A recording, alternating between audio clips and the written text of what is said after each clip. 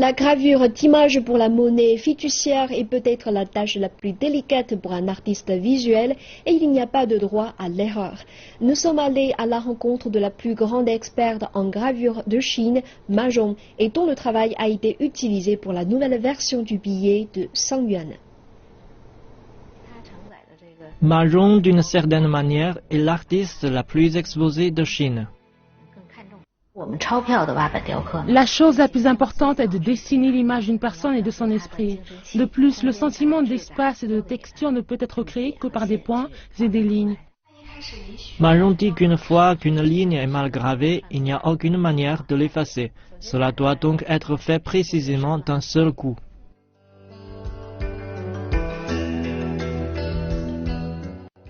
Au début, personne ne pouvait faire ce travail, car il nécessite de ralentir totalement son cœur.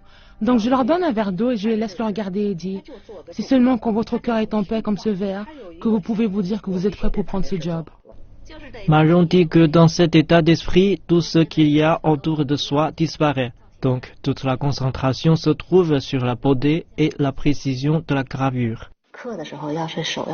Votre main doit être détendue afin de pouvoir la bouger librement et de créer des lignes belles et précises. Quand elle a gravé le président Mao pour le billet de 20 yuan, il y avait deux versions et c'est finalement la version avec des yeux plus réels qui a été choisie. Depuis, ces œuvres ont été utilisées sur les billets de 50, 20 et 10 yuan.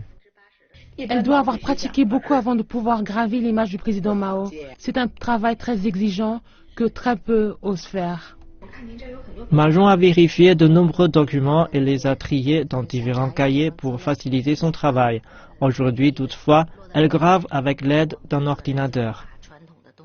Le nouveau billet de 100 yuan a été gravé avec l'aide de la technologie informatique, mais l'essence même de dessiner l'image d'une personne est la même. Ma Zhong explique également comment différencier un vrai billet d'un faux en touchant et en ressentant la texture des habits du portrait. Il n'y a qu'un peu plus d'une dizaine de personnes en Chine maintenant qui travaillent comme graveurs pour billets de banque. Ma Zhong est la 4e génération d'artistes dans le secteur en Chine.